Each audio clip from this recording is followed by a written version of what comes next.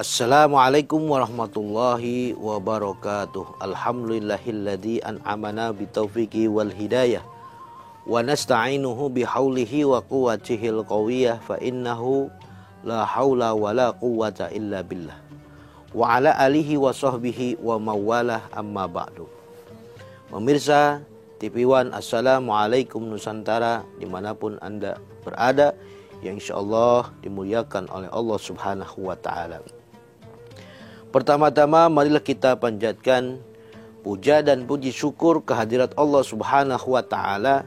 Alhamdulillah, atas limpahan rahmat dan nikmatnya lah kita semua bisa menjalankan aktivitas kita dalam kehidupan sehari-hari. Insyaallah dengan kita menjalankan kehidupan sehari-hari, wabil khusus atas nikmat Allah tersebut, kita mencapai ridhonya Allah Subhanahu wa Ta'ala dengan selalu banyak bersyukur. Amin ya Allah ya Rabbal Alamin. Salawat beriring salam marilah kita sampaikan ke pimpinan kita, panutan kita, yaitu Habibana wa Nabiyana Muhammadin sallallahu alaihi wasallam. Mudah-mudahan kita semuanya mendapatkan syafaatnya kelak di yaumil kiamah. Amin ya Allah ya Rabbal Alamin. Pemirsa TV One dimanapun Anda berada, yang insyaallah dimuliakan oleh Allah Subhanahu wa Ta'ala. Pada kesempatan yang berbahagia ini, insyaallah saya akan menguraikan tentang 3 benteng bagi orang-orang mukmin. Dalam kitab Nasail Ibad dijelaskan di makalah ke-38 An Ka'bil Akhbar, itu mengatakan bahwa ada 3 benteng bagi orang-orang mukmin. Al-husunu lil mu'mini minasyaitani salasun. Benteng bagi orang mukmin ada dari godaan setan ada 3 perkara. Karena setiap manusia, setiap anak cucu Adam pastinya selalu digoda. Sampai kapan? Ila yaumil kiamah. Sampai kiamat. Terjadinya hari kiamat. Itulah setan yang selalu menggoda anak cucu Adam. Oleh karena itu, kita harus membentengi diri kita dengan 3 perkara agar dijauhkan daripada godaan setan. Yang pertama, dalam kitab tersebut dijelaskan, yaitu al-masjidu hisnun. Masjid adalah benteng bagi orang-orang mukmin. Di Indonesia, di negara kita, yang mana mayoritas hidup bahwa di Indonesia adalah beragama Islam, sehingga masjid, sehingga musolah, tempat ibadah umat Islam dimanapun ada banyak. Masjid dengan dihiasi begitu indah, kaligrafi beramai-ramai untuk menghiasi masjid, memperindah masjid. Namun sayang, masjid begitu besar dan indah, tapi isinya tidak sesuai dengan yang diinginkan, diharapkan. Sehingga inilah yang dikhawatirkan oleh Rasulullah Sallallahu Alaihi Wasallam, berlomba-lomba membangun, memperindah masjid, tetapi isinya tidak ada. Sedangkan masjid ini adalah rumah Allah, Baitullah, tempat rumahnya Allah, tempat para malaikatnya Allah. Semuanya ketika manusia berkumpul di masjid, maka setan sangat tidak menyukainya. Masyarul muslimin, pemirsa TV One, Assalamualaikum Nusantara dimanapun berada. Maka ketika umat manusia, orang Islam berangkat ke masjid, itu setan tidak senang. Sangat benci terhadap hamba Allah, sangat benci terhadap umat Nabi yang selalu melangkahkan kakinya ke masjid. Sehingga dengan berbagai macam cara ia menggodanya. Ketika bunyi azan hayya 'alas shalah, ia dipanggil oleh Allah, tar dulu masih capek. Setan udah ngegitikin baik tuh. Udah ngebisikin. Ntar dulu, akhirnya pulas tidur. Tuh, godaan setan. Makanya kita harus menyadari bahwa setan ini gak bakal senang sampai kapanpun. Bentengi diri kita dengan yaitu rajin ke masjid. Karena di dalam masjid ini diantaranya bukan hanya menjalankan ibadah yang wajib, persatuan umat Islam, silaturahmi umat Islam itu adanya di dalam masjid. Seperti contoh Jumatan. Kalau sholat Jumatan kan banyak, syiarnya ada, silaturahminya ada, banyak masjid sehingga penuh sampai ke lantai 2. Itu hanya seminggu sekali. Tapi ketika sholat 5 waktu, itu sholat duhur, sholat asar, maghrib, isya, subuh, apalagi subuh, cuman aki-aki doang. Yang azan aki-aki, yang qomat aki-aki, yang imam aki-aki, yang doa aki-aki. Kemana yang mudanya? Ya, itulah yang dikhawatirkan di zaman sekarang. Banyak memperindah masjid, memperbesar masjid, memperbanyak rumah ibadah, tapi kenyataan isinya kosong. Kemarin berteriak ketika masjid ditutup karena ada virus corona. Kemarin berteriak, takut amat sama virus corona. Ditutup pada teriak. Sekarang dibuka lagi masjid tempat ibadah, pada diem aja. Pada kemana? Justru hanya teriakannya tidak sesuai dengan apa yang ia katakan. Pemirsa TV One, Assalamualaikum Nusantara yang dirahmati oleh Allah Subhanahu wa Ta'ala.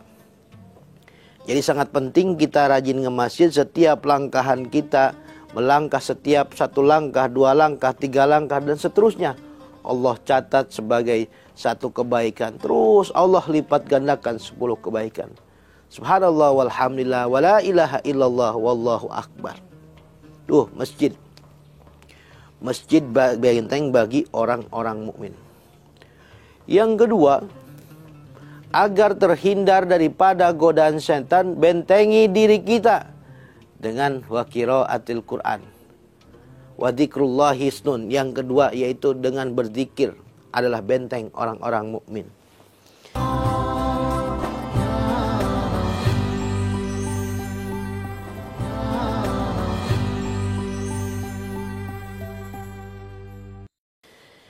Isi hati ini, lisan kita selalu basah dengan zikrullah, mengingat kepada Allah.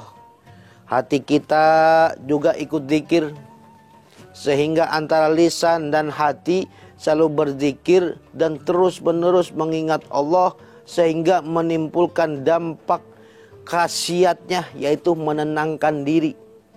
Orang yang selalu zikir mah beda. Bedanya apa? Dari pikirannya, dari hatinya, rezekinya, ketenangan jiwanya berbeda.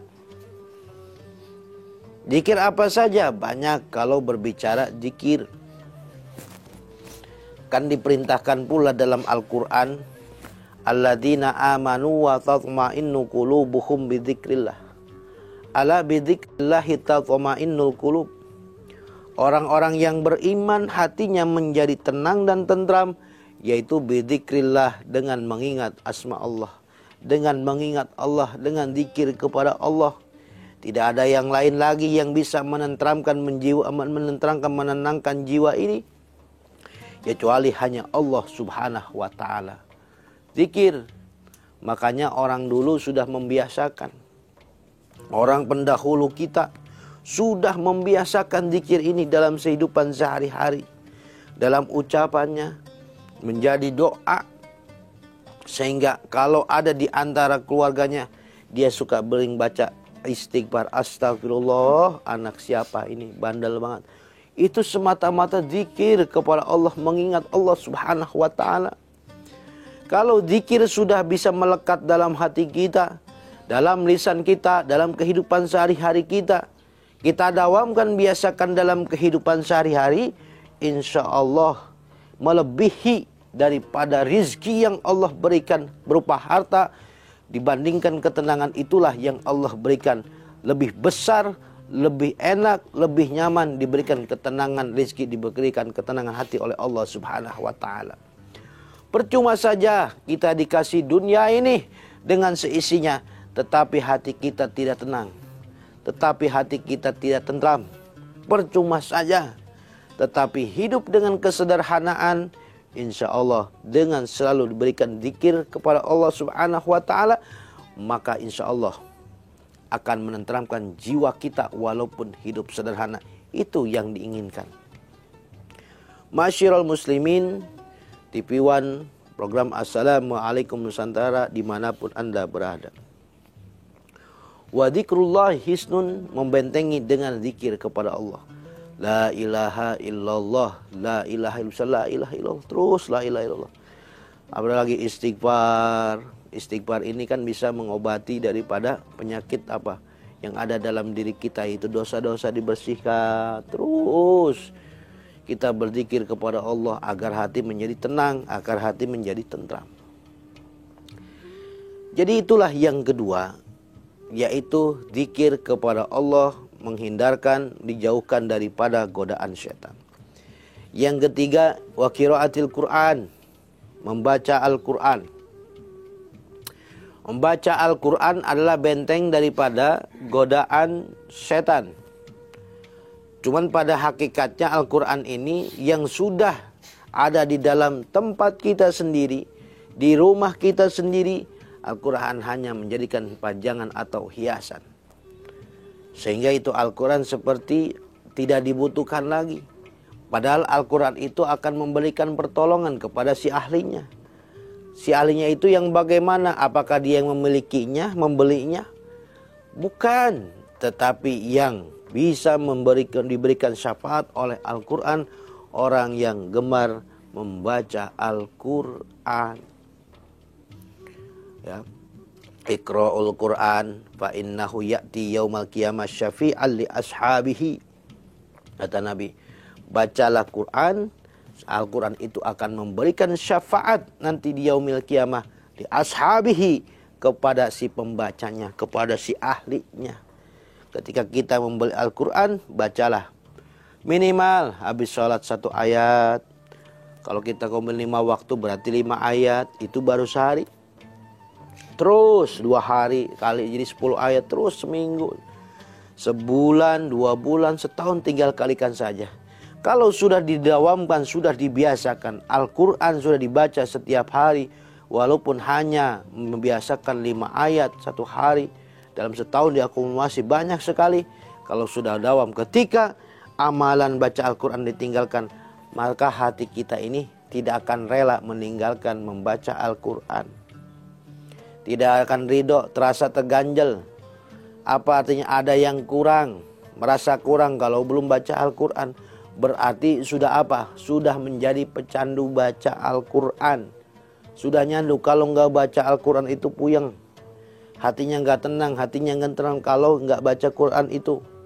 Sehingga Al-Quran ini bisa menjadi vitamin buat dirinya untuk selalu meresap,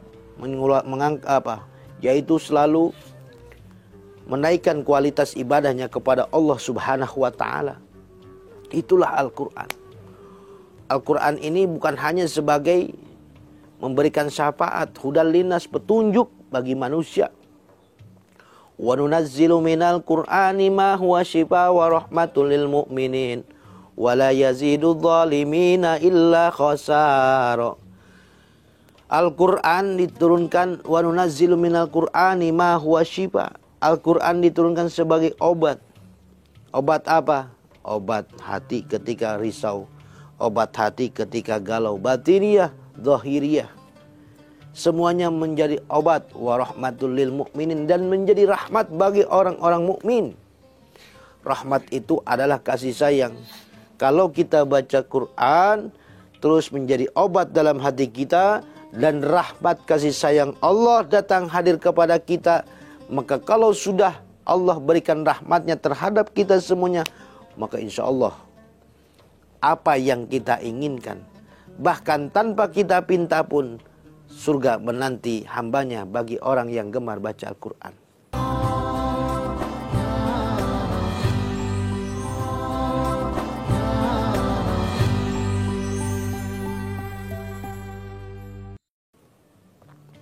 Al-jannatu mustaqatun ila arba'ati nafarin, kata Nabi. Surga merindahkan 4 perkara, di antaranya adalah talil Quran. orang yang gemar rajin membaca Al-Quran. Jadi bukan hanya kita saja yang ingin, orang yang gemar baca Quran saja yang ingin masuk surga. Tapi ini sendiri, surga sendiri yang merindukan orang-orang yang gemar baca Quran. Dia mencari siapa sih yang sering baca Quran setiap waktu, setiap badak sholat, walaupun hanya 1 ayat. Setiap sholat 1 ayat berarti 5 waktu 5 ayat. Tetapi istiqomah dicari itu oleh surga. Surga merindukannya. Surga kangen sama orang-orang yang gemar baca Al-Quran. Itulah keunggulan, keutamaan baca Quran. Pahala dari Allah subhanahu wa ta'ala. Fasilitas yang dijanjikan oleh Allah subhanahu wa ta'ala sudah jelas. Sehingga dalam 1 huruf saja kita baca Quran, Allah kasih 10 kebaikan 1 huruf. Apalagi 1 hari bisa 1 juz. Minimal kita kalau masih belajar membiasakan, minimal tadi yang saya katakan, yaitu 1 ayat atau 5 ayat sehari. Nanti kalau sudah terbiasa, biasanya meningkat. Meningkatnya apa? Biasa 5, besok jadi 7, terus jadi 10, meningkat. Karena semakin dibaca itu ayat-ayat Allah, maka ketika dibaca, lisan kita membaca, lalu diresapi dalam hati, menjadi petunjuk, menjadi hidayah dalam hati kita. Ketika sudah menjadi hidayah, pastilah otomatis menambah kualitas iman kita kepada Allah. Iman bertambah, yang tadinya 5 ayat, pengen nambah 7 ayat, 10 ayat. 1 lembar terus, setengah juz sampai 1 juz. Karena sudah menambah kualitas imannya kepada Allah subhanahu wa ta'ala. Jadi menumbuhkan, memberikan khasiat yang sangat luar biasa, memberikan efek yang sangat manfaat ketika ayat Al-Quran dibacakan. Ketika ayat Quran dibacakan sangat memberikan manfaat. Bukan hanya kepada orang yang sudah masih hidup. Kepada orang yang sudah meninggal pun sangat memberikan manfaat. Ketika kita datang ke kubur keluarga kita, ibu kita, anak kita, atau saudara kita. Itu mereka menantikan dengan bacaan Al-Quran, bacaan Yasin. Kita mendoakan, mengingat kematian ketika datang ke tempat tersebut. Kita mengingat kematian bahwa kita pun sama akan dikuburkan. Butuh dengan bacaan-bacaan, kiriman-kiriman surat Al-Fatihah. Butuh dengan kiriman ayat-ayat suci Al-Quran, Yasin, Al-Ikhlas, An-Nas, Al-Falaq. Terus sampai sholawat kepada baginda Rasulullah SAW. Butuh seperti itu. Mereka semua yang sudah di alam kubur menanti-nanti kiriman doa-doa tersebut. Ibaratkan makanan, dikirimin makanan terus. Makanya kita sangat beruntung masih diberikan kesempatan oleh Allah Subhanahu wa taala. Kesempatan-kesempatan itu lakukanlah dengan sebaik mungkin.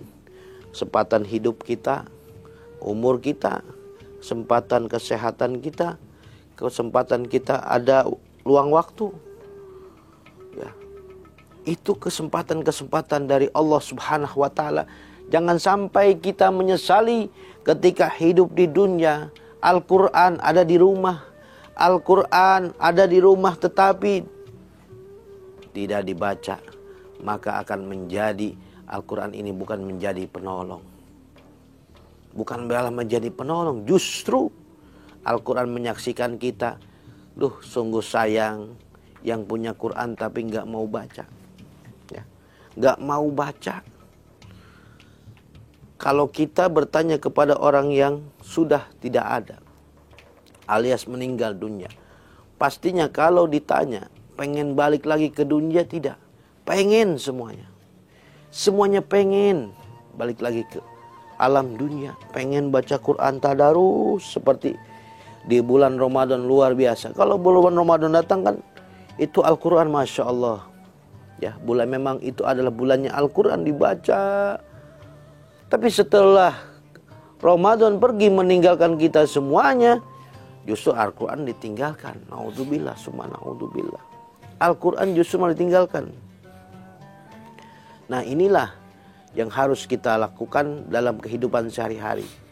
Jadi bentengi diri kita daripada godaan setan. Setan yang selalu mengganggu anak cucu Adam. Tidak akan henti-hentinya setan ini berhenti daripada, nggak ada ceritanya.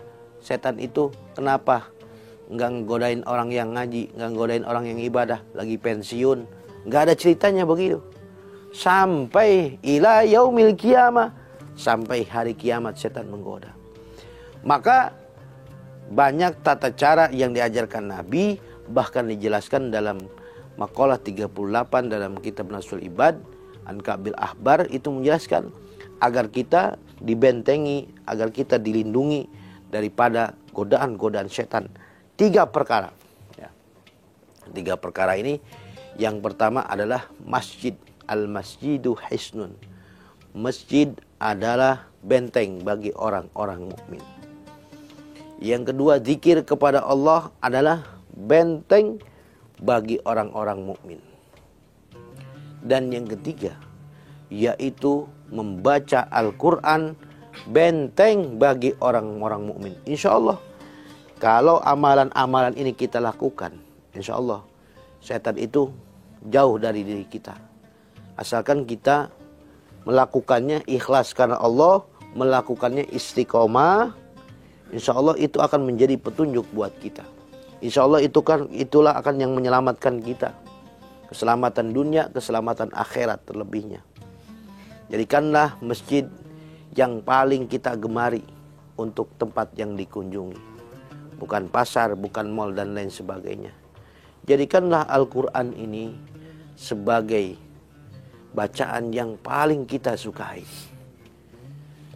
Ya, basahi lisan ini bukan dengan perbincangan atau ngobrol yang tidak ada manfaatnya. Basahi lisan ini dengan selalu banyak berzikir kepada Allah Subhanahu wa Ta'ala.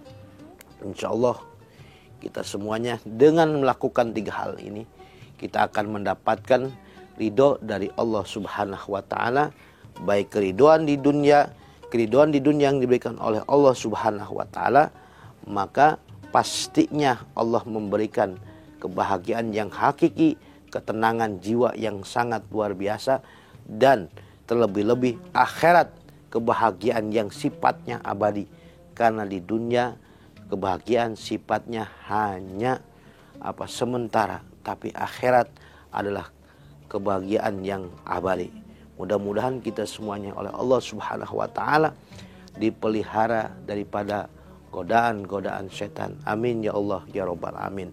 Mohon maaf apabila Al-Fakir dalam penyampaian atau kata-kata yang kurang berkenan di dalam hati atau ada kesalahannya, mohon dibukakan pintu maaf yang seluas-luasnya.